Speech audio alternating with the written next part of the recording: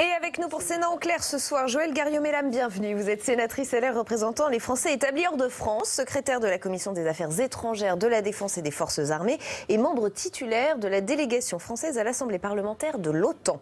Michel Boutan, bienvenue. Vous êtes sénateur socialiste de la Charente, membre de la Commission des Affaires étrangères, vous aussi, et membre de la délégation parlementaire au renseignement. Pierre Laurin, bienvenue. Vous êtes journaliste, écrivain, spécialiste de la Russie et de l'ex-URSS et auteur de ce livre, L'Ukraine, une histoire entre deux destins. Et on accueille également Frédéric Ancel, bienvenue. Frédéric, docteur en géopolitique, maître de conférences à Sciences Po et auteur de ce livre, Mon dictionnaire géopolitique chez PUF. Bienvenue à tous les quatre. Avant de vous donner la parole, on va rejoindre Alice Bardot dans l'hémicycle du Sénat. Alice, c'est le groupe communiste qui est à l'initiative de ce débat ce matin.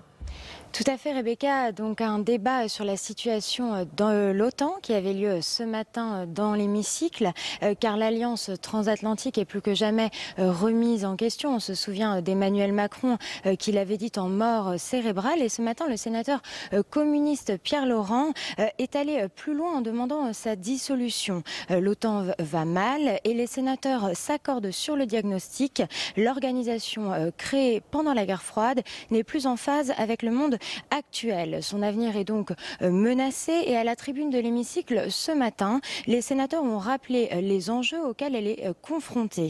Le désengagement des États-Unis, une Turquie qui n'en fait qu'à sa tête, l'offensive turque en Syrie l'a démontré récemment, ou encore la posture à adopter vis-à-vis de la Russie, car les alliés ont du mal à parler d'une seule et même voix. Enfin, la montée en puissance de la Chine. Autant d'enjeux stratégiques, parfois militaires, mais le ministre des Affaires étrangères, Jean-Yves Le Drian, identifie une menace en particulier face à laquelle la France se retrouve souvent seule. On l'écoute. L'ennemi, ce sont pour moi d'abord les groupes terroristes. Nous devons continuer à les combattre sans relâche, au Levant comme au Sahel.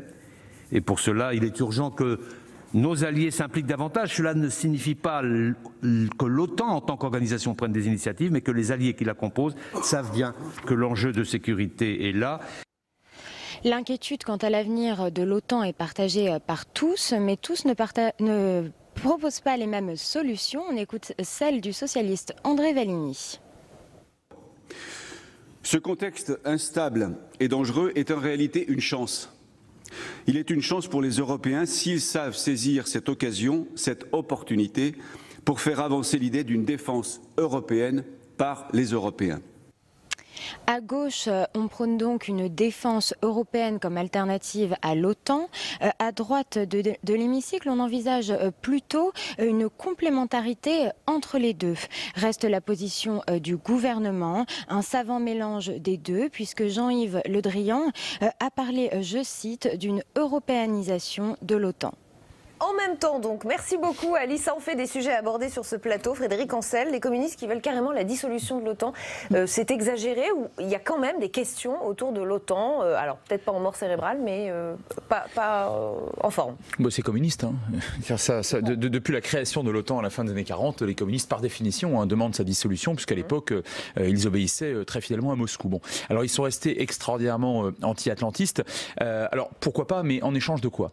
Parce que de toute façon, on ne peut pas se permettre, nous, Français, nous, Européens, de n'avoir rien, en réalité, comme alliance. Or, l'OTAN est une alliance extraordinairement forte, puissante, qui a joué un rôle tout à fait fondamental. On dit que l'OTAN n'est jamais intervenue contre les chars soviétiques, et pour cause. Je pense que ça a été l'un des moteurs de la dissuasion les plus fondamentaux, sans doute, contre le bloc soviétique à l'époque. En revanche, je pense que ce qui doit être fait, et je pense que de ce point de vue-là, le président de la République a eu des termes extrêmement fort sur la forme, vif sur la forme et injuste. Bien sûr que l'OTAN n'est pas en état de mort cérébrale et ça reste une alliance extraordinairement praticable et puissante. Mais sur le fond, il a raison.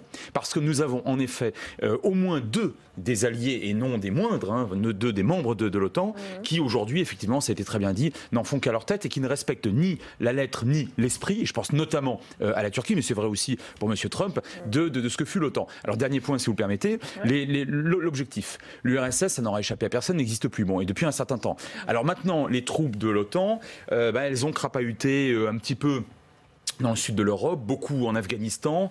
On hésite à les employer un petit peu ailleurs, mais dans quel cadre, face à quel ennemi? Et lorsque Jean-Yves Le Drian parle à juste titre de l'ennemi principal, en tout cas de la France, et bien sûr les groupes terroristes, regardez ce qui s'est passé encore très récemment au Mali, seuls des soldats français tombent. Pourquoi? Parce que même si un certain nombre de nos alliés, d'ailleurs à la fois européens et otaniens, et là effectivement il y a une confusion, c'est un peu du en même temps comme vous le disiez avec raison, sont avec nous en réalité au front, c'est-à-dire au feu en réalité, il n'y a que des Français dans cette région et ça pose réellement problème. Donc il y a des vrais réajustements à faire, Pierre Laurin? Oui, je suis entièrement d'accord avec ce qu'a dit M. Ancel. Simplement, je crois que effectivement, ce que disait Emmanuel Macron, ce n'était pas que l'OTAN en général était en état de mort cérébrale. Il a bien distingué dans son interview le volet militaire qui fonctionne et qui fonctionne très bien et le volet politique qui ne fonctionne pas du tout. Et c'est surtout sur ce volet-là qu'il y a des choses à voir. Et principalement, quel est le but, la finalité de l'OTAN? À quoi elle sert aujourd'hui? Elle sert effectivement, c'est un système d'alliance, mais à la limite, est-ce que nous avons réellement des ennemis? Il faut les chercher pour les trouver. On a essayé de monter la Russie en ennemi. Finalement, c'est un bien piètre ennemi. Le budget global de l'Alliance Atlantique, c'est plus de 1000 milliards de dollars, beaucoup plus de 1000 milliards de dollars. Le budget de la Russie, c'est à peine entre 50 et 60 milliards, c'est-à-dire un tout petit peu plus que la France. On ne peut pas dire que ce soit un ennemi irréductible. En tout cas, ce qui est important, c'est que personne aujourd'hui, au sein de l'OTAN, n'est disposé à s'engager sur des aventures en tant qu'OTAN, sur des aventures contre le terrorisme. L'exemple, ce qui s'est passé en Afghanistan, a suffi à tout le monde. Ils ne vont pas recommencer. En revanche, des coups de main, on fournit quelques hélicoptères à la France, les Allemands, d'autres pays, ça éventuellement. Et justement, ce que voudrait Emmanuel Macron, c'est qu'on sorte de cette ambiguïté. Je vous ai vu réagir, Joëlle Garriaud-Maylam. Vous n'êtes pas tout à fait d'accord Pas tout à fait, non. Dites-le nous. Alors, tout d'abord, je dois dire que j'ai totalement réprouvé l'expression mort cérébrale. J'ai trouvé ça absolument choquant. Si vous voulez, pour moi et vis-à-vis de nos alliés étrangers, c'est un exemple de plus de cette arrogance française que l'on nous reproche. Donc ça, c'est le premier point. Et je dois dire qu'en tant que présidente de commission à l'Assemblée parlementaire de l'OTAN, j'ai vu effectivement les réactions de mes collègues qui étaient profondément déçus. Même si on comprend bien le raisonnement, c'est bien. Oui, mais peut-être fallait-il ces mots pour jeter un pavé dans la mare et réveiller. Parce que vous savez, ça fait quand même longtemps que nous travaillons au sein notamment de l'Assemblée parlementaire de l'OTAN sur justement ce défi stratégique. J'avais moi-même interrogé Jens Stoltenberg il y a 3 ans en Assemblée parlementaire à Bucarest sur l'autonomie stratégique de l'Europe au sein de l'OTAN. C'est là qu'il m'avait répondu, et c'est une expression qu'il a reprise à de nombreuses occasions pour dire qu'une fois le Brexit entériné, 85% de la défense européenne serait assurée par l'OTAN. Moi, ce qui m'agace profondément, c'est que l'OTAN est quand même une alliance qui a fait ses preuves. Cela fait 70 ans qu'aucun des pays membres de l'OTAN n'a subi d'agression, aucun pays n'a quitté l'OTAN. C'est d'ailleurs, Stoltenberg se vante en disant que c'est l'alliance qui a eu le plus grand succès dans l'histoire du monde. Donc il n'y a aucune raison de l'accuser à ce point d'après vous? Je pense qu'il ne faut pas en faire un bouc émissaire. Bien évidemment, il y a des problèmes. Nous sommes dans un contexte géopolitique extrêmement difficile. Il y a des défis à relever. Nous y travaillons. Il y a un groupe d'experts qui effectivement va se réunir. Et il n'y a pas eu de vraiment révision de cette doctrine stratégique depuis 2010. Mais quand même un mot sur la menace russe. J'ai toujours demandé à ce qu'il y ait un dialogue plus profond, je l'ai dit à la tribune du Sénat à plusieurs reprises, avec la Russie. Parce que nous avons besoin de dialoguer avec la Russie pour les questions du Moyen-Orient notamment. Nous ne l'avons pas fait pendant des années, donc très bien. Mais on ne peut pas dire que la Russie n'est plus un danger. On connaît bien sûr les agressions sur l'Ukraine, sur la Géorgie. Il faut aller dans les États baltes et parler avec les Baltes qui se plaignent de ce danger. Mais ce sont surtout les attaques en termes de cyberdéfense qui sont extrêmement important. N'oublions pas les meurtres, n'oublions pas l'affaire Skripal, n'oublions pas les empoisonnements. Donc effectivement, la Russie n'a pas notre puissance militaire, mais par contre, c'est une puissance de déstabilisation de nos démocraties. On l'a vu soutenir des partis extrémistes dans le cas d'élections. C'est très grave et il faut que nous surveillons cela. Donc dialogue, oui, mais je crois vraiment que nous avons besoin de l'OTAN avec des réformes, certes, mais nous devons enrichir l'OTAN. Et on laissera Pierre Laurin vous répondre sur ce que vous avez dit sur la Russie. Michel Bouton, on termine ce tour de table avec vous, votre point de vue? Le monde a changé. Lorsque l'OTAN est créée quelques années après la fin de la Seconde Guerre mondiale, les États-Unis exercent une espèce de suprématie sur le monde. Ils souhaitent que l'Europe occidentale, qui est coupée du reste de l'Europe par le rideau de fer, devienne une force regroupée au sein de cette OTAN. C'est d'abord une volonté économique de la part des États-Unis. Je voudrais rappeler ici qu'ils avaient prévu en France d'établir un gouvernement des territoires occupés américains. Et ils avaient même déjà imprimé la monnaie.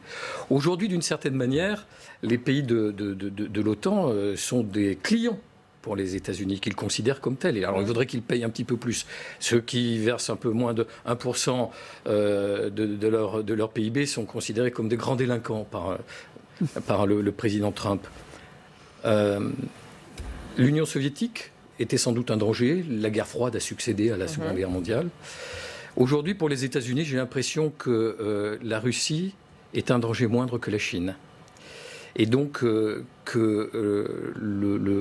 la préoccupation s'est déplacée dans le monde. Quelle est la place de l'OTAN dans cette nouvelle configuration? C'est-à-dire que vous voulez dire qu'elle n'a même plus de rôle bien défini? Par rapport à ce qui était autrefois, elle a un rôle moindre. On voit bien même qu'il s'est diversifié. L'OTAN était présente, par exemple, en Afghanistan. Vous dites exactement l'inverse de Joël Garriaud-Mellam. Peut-être, mais nous ne partageons pas non plus tout à fait la même philosophie, ni les mêmes idées politiques. L'OTAN doit se réformer. Il y a une réflexion prospective qui a été proposée par Stoltenberg à l'occasion des 70 ans de l'OTAN. Je crois que c'est devenu indispensable. Quand on voit des alliés comme les Turcs qui ont acheté de l'armement à ceux qui étaient, il y a peu de temps encore, l'adversaire potentiel de l'OTAN, le S-400. Quand on voit qu'ils sont intervenus dans le nord-est de la Syrie, alors qu'il y a des troupes occidentales qui sont pas très loin, qui se sont battues contre Daesh, que la Turquie mène parfois un double jeu en matière économique, en traitant ou en ayant traité avec l'État islamique. Tout ceci contribue, à mon avis, à rebattre les cartes, à lancer une grande réflexion. Qu'est-ce que l'OTAN aujourd'hui ?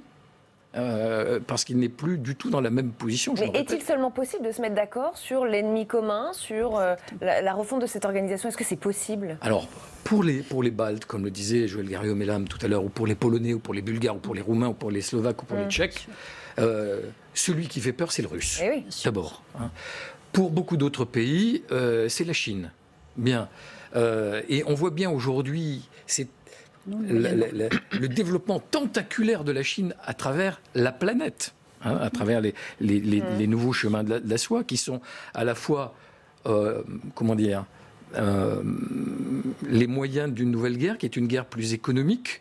Vous avez rappelé tout à l'heure que je siégeais à la délégation parlementaire au renseignement. Jamais on a vu l'activité des services de renseignement d'un certain nombre de pays dans le monde. Alors, je vais les citer parce qu'ils sont quand même connus. Vous avez la Russie, vous avez la Chine, vous avez l'Iran en particulier. C'est vraiment le trio de tête. Et qui se livre effectivement à une tentative de déstabilisation de l'Occident, du modèle occidental, comme le font d'ailleurs les terroristes islamistes qui se livrent à cette même...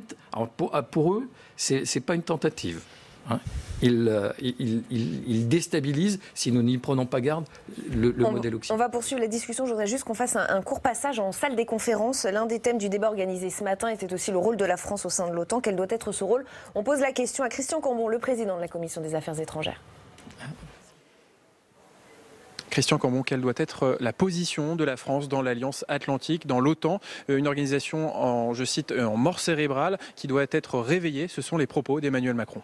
Alors d'abord, il faut quand même redire que l'OTAN nous a garanti 70 ans de sécurité. Simplement, on a changé d'époque. Et je pense quelque part que la prise de position du président de la République, qui a été assez vive dans la forme, a permis de prendre conscience que les temps avaient changé, que les menaces se sont modifiées. Et donc, alors même que la France porte une part importante de la responsabilité de la sécurité en Europe, notamment à cause de ce que nous faisons au Sahel, je crois qu'il est bon que l'OTAN réfléchisse aux nouvelles menaces. Regarde, je prends juste un exemple. Est-ce que la Turquie et la France et l'Allemagne ont la même définition du terrorisme? C'est une bonne question. Or, nous sommes tous les deux partenaires de l'OTAN. Alors, ce petit aiguillon d'Emmanuel Macron, est-ce qu'il va faire vraiment bouger les lignes des États-Unis, de la Turquie?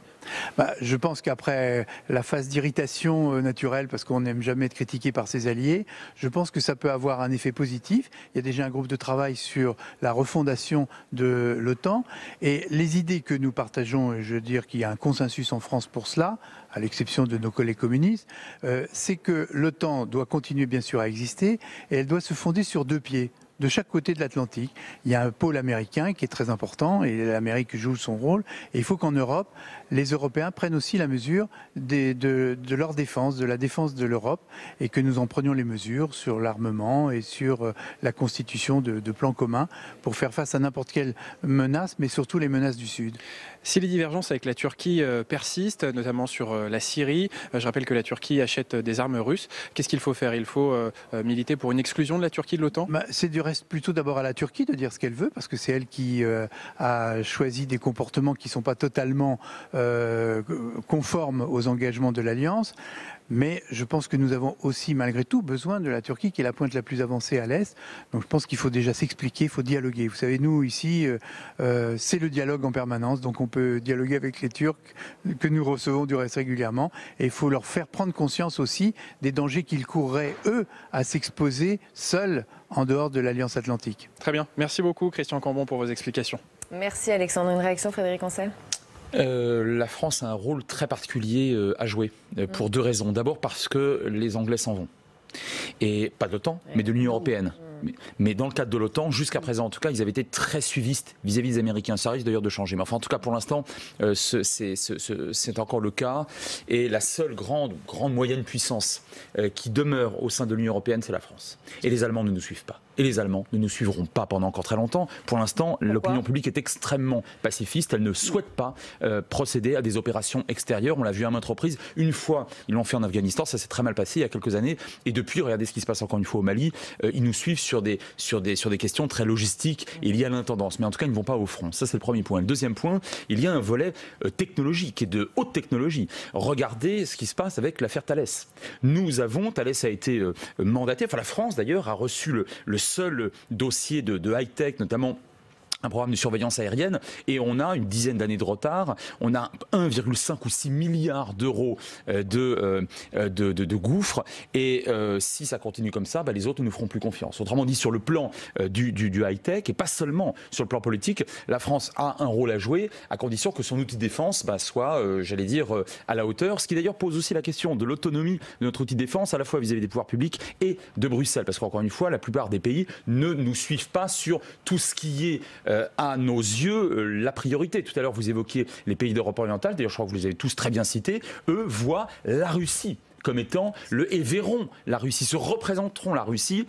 C'est surjoué ou c'est pas surjoué, ça leur appartient. Et historiquement, ils n'ont pas forcément toujours tort, comme l'ennemi principal. Pour nous autres, en Europe de l'Ouest et en France en particulier, bien évidemment, c'est le djihadisme. Et là aussi, je vous rejoins, la pénétration de la Chine. Mais alors attention, avec une nuance, parce que la Chine, pour l'instant, prend bien soin de mener une guerre de type économique, renseignement sans doute aussi, cyber, elle est en train de s'y mettre, c'est exact. Or, l'OTAN, jusqu'à présent, c'est du militaire hardcore, en quelque sorte. Pardon pour ça. Oui, c'est une logique, c'est-à-dire que c'est vraiment une alliance de type strictement militaire au sens lourd et traditionnel du terme. Et donc, je pense que de ce point de vue-là aussi, on a un besoin impérieux de de se réformer, de se réformer, et notamment sur le plan, je le répète, c'est très important, du high-tech et des programmes qu'on nous confie. Une France, un pilier de cette OTAN, vous êtes d'accord ? Ah ben absolument. Et je dois dire que je suis très agacée quand j'entends toutes ces voix qui s'élèvent pour demander le retrait, on essaie de prendre des accents gaulliens pour cela. Mais en fait, c'est une erreur d'analyse totale, parce que la France a un rôle considérable à jouer au sein de l'OTAN, parce que nous sommes véritablement les leaders. Et de plus en plus, certes, les États-Unis ont été prédominants pendant très longtemps, mais c'est en train de changer au profit de la France. Et nous sommes en train justement de rééquilibrer cette stratégie pour faire prendre conscience aux alliés du danger, pas seulement de la Chine, mais aussi de ce qui se passe au sud de l'Europe et du djihadisme, du terrorisme. Et c'est vrai que nous avons besoin de beaucoup plus de solidarité, nous avons beaucoup plus besoin d'investissement, d'un véritable investissement. C'est vrai qu'au niveau du PIB, très peu de pays ont accepté cette demande des 2% formulée en 2006. Même nous sommes extrêmement limites, mais l'Allemagne est loin derrière, ce qui est quand même assez inacceptable. Et c'est vrai que nous sommes beaucoup trop seuls au Sahel, nous avons besoin d'aide, mais c'est au sein de l'OTAN que nous arriverons à obtenir ce poids suffisant. Mais il y a aussi cette question de la Turquie qui est effectivement un très gros problème, mais nous avons besoin de la Turquie. C'est ça le défi des prochaines années, c'est ce triptyque Paris, Turquie, États-Unis, ces problèmes de la Turquie, peut-être cheval de Troie. Non, pas seulement la Turquie, parce qu'Erdogan ne va pas vivre éternellement. Bon, je suis moi-même une amie de la Turquie, j'ai essayé de la défendre autant que je l'ai pu, je la connais depuis extrêmement longtemps. Mais nous avons besoin des Turcs, mais les Turcs ont aussi besoin de l'OTAN. Mais il y a une espèce de jeu de bonneteau qui a lieu actuellement, où la Turquie voudrait que nous reconnaissions le YPG comme des terroristes, alors que ce n'est pas le cas. Ils ont été nos alliés dans la lutte contre le djihadisme, et en échange, il y a cette espèce de menace concernant les migrations, ce qui est un énorme problème pour nous, bien évidemment. Donc nous sommes un peu pieds et poings liés. Il faut beaucoup plus de diplomatie au sein de l'OTAN, mais je crois que nous ne pouvons pas nous permettre de perdre la Turquie, même si c'est un irritant certain. Certains parlent même d'un cheval de Troie au sein de l'OTAN. Alors, c'est vrai que cette question de la vente, de l'achat, des S-400 à la Russie est quand même potentiellement extrêmement grave, parce que cela permet d'analyser et d'obtenir certaines données sécuritaires, ça pose quelques questions sur les F-35, les missiles. C'est un très gros problème à l'heure actuelle, mais bon, et ça doit être analysé, discuté, bien évidemment. Et si la Turquie devait quitter l'OTAN, il faudrait de toute façon qu'elle reste quand même affiliée d'une certaine manière, elle doit rester un partenaire, parce qu'encore une fois, nous avons besoin d'elle, et on ne veut pas un embrasement, parce que la question de la Libye aussi est extrêmement inquiétante. Pierre Laurin. Oui, je crois qu'on se pose aujourd'hui des questions sur la Turquie à juste titre. Est-ce que c'est un cheval de Troie ou non? Est-ce que la France, en 2011, lorsqu'elle a signé les contrats des Mistral, des BPC Mistral avec la Russie, n'était pas dans la même position? C'est-à-dire qu'en fait, on voit les choses d'une manière antagonistique, simplement parce que c'est la Turquie et que c'est la Russie. Mais d'un autre côté, si les relations s'apaisaient entre l'OTAN et l'Union européenne et la Russie, est-ce qu'on n'entrerait pas dans un autre système, dans un autre paradigme où la Turquie finalement n'aurait plus la même importance? Je crois que l'importance de la puissance néfaste de la Turquie aujourd'hui, ce n'est pas les S-400, c'est ce qu'ils font dans le nord de la Syrie, parce que là, il y a un risque potentiel de débordement. On a tort, pour qu'on comprenne bien, qu'on a tort de se méfier à ce point de la Russie, c'est ça que vous nous dites? Je crois que lorsque, en 2008, il y a eu la crise géorgienne, le président Sarkozy a servi de médiateur, les choses se sont calmées. Si, en 2014, le président Hollande avait fait la même chose au moment de la crise ukrainienne, et surtout, si les ministres allemands et français avaient tenu bon sur leur signature en février 2014, au moment des accords entre l'opposition et le président à Kiev, s'ils avaient dit non, on a signé un accord, il faut le respecter, on n'aurait pas eu tous les débordements qui ont eu lieu après. Et je crois que la responsabilité européenne dans la crise est au moins aussi importante que la responsabilité russe ou que la responsabilité ukrainienne. Michel Boutan. Tout à fait d'accord. Oh là, ça vous laisse... J'entends tout ça avec intérêt, mais je crois qu'il ne faut pas se focaliser simplement sur la Turquie. C'est vrai que géographiquement, elle tient les détroits, notamment ceux qui sortent de la... Puis elle est ambiguë depuis quelques mois. Mais on est toujours dans cette position historique de l'OTAN qui se méfie de la Russie. Vous savez, souvent il m'arrive de dire que on a raté une grande occasion d'arrimer la Russie à l'Europe occidentale. C'est en 89-90. Absolument. Oui. Sans doute n'en serions-nous pas là aujourd'hui. On voit bien que diplomatiquement, la Russie a damé le pion aux Américains parce que j'estime qu'au Moyen-Orient, c'est moins important que, j'y reviens, que l'Extrême-Orient. Aujourd'hui, qu'il s'agisse des Israéliens, des Irakiens, des Iraniens ou des Syriens ou même des Turcs, tout le monde prend très facilement le chemin de Moscou. Je comprends que ça irrite l'OTAN. Mais nous sommes un géant économique, nous, l'Europe de l'Ouest, l'Union européenne. Mais politiquement, une fois de plus, on fait le constat de notre faiblesse et de notre incapacité à nous organiser. Alors, pour revenir sur la question de la défense, Michel Boutan, je vous avertis. J'ai essayé de faire très vite, de la défense européenne, des pays comme les Tchèques et les Slovaques ou comme les Polonais, qui ont vu comment on les a abandonnés en 1938 et 1939. Ils ne nous font pas confiance aujourd'hui. Ils ne font pas confiance aux Anglais, ils ne font pas confiance aux Français, ils font confiance aux Américains, ils font confiance à l'OTAN, mais pas... On va avoir du mal, nous, à organiser une défense européenne. Alors, ce que disait ce matin André Vallini, en parlant d'européanisation de l'OTAN, je crois que c'est une bonne formule et c'est peut-être un chemin sur lequel nous devons nous engager. Frédéric Ancel ? Oui, c'est juste. André Vallini a raison. Il faut européaniser l'OTAN, notamment parce que M. Trump risque fort d'être réélu. Les Américains, bien sûr, sont souverains, feront ce qu'ils voudront. Mais s'il devait s'avérer qu'il y avait une tendance lourde à abandonner de plus en plus l'Europe à son sort de la part des Américains, il faudra en tenir compte. Et ce serait pour le coup un défi très constructif pour nous. Oui, ça me fait penser à cette phrase de Bruno Cotresse que j'ai relevée, qui parle de l'imprévisibilité de Trump. Il nous dit « On ne peut pas exclure le scénario d'un Trump réélu qui déciderait du jour au lendemain, par un tweet, pourquoi pas, de se retirer de l'OTAN. Ce serait un coup extrêmement fort, peut-être fatal pour cette organisation. » Pour l'organisation, sans doute, mais certainement pas pour des pays qui cherchent cela. Notamment la Pologne et les Pays-Bas cherchent en réalité en B2B, en quelque sorte, uniquement avec les Américains, en bilatéral, à avoir une relation d'alliance extrêmement forte, comme celle qui existait effectivement et qu'on nous avons trahi en 1938 avec la Tchécoslovaquie et avec la Pologne en 1939. Et de ce point de vue-là, oui, évidemment, là, l'OTAN prendrait un sérieux coup. C'est la raison pour laquelle, oui, bien sûr, il faut européaniser l'OTAN, bien sûr. Pierre Laurin ? Oui, je reviens un tout petit peu sur, effectivement, l'occasion perdue en 89 et 90. À ce moment-là, j'ai travaillé avec Gorbatchev sur la traduction de ses mémoires.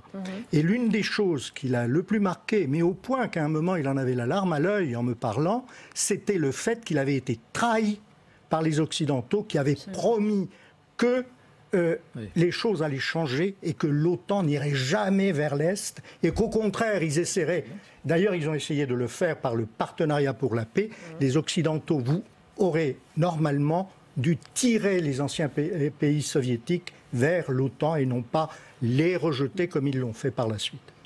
Oui, bien sûr, là encore, nous avons fait preuve d'arrogance envers ces pays. Et pardonnez-moi, mais nous continuons. Parce que quand nous repoussons la perspective de la Macédoine du Nord ou de l'Albanie, enfin de pays qui ont fait des efforts considérables de réformes économiques en leur disant qu'ils n'ont aucune chance de rentrer dans l'Union européenne avant des décennies, cela est l'écho de ce qui s'est passé dans les années 89-90. C'est moi qui étais étudiante à Prague à l'époque du rideau de fer. Enfin, je comprends tellement bien les attitudes de ces peuples qui effectivement se sont sentis rejetés, d'où l'importance, une nouvelle fois, de renforcer ce pilier européen au sein de l'OTAN, mais sans se débarrasser de l'OTAN. Et on s'arrêtera sur cette idée européenne. Merci à tous les quatre d'avoir participé à Sénat en clair. Très très bonne soirée sur Public Sénat.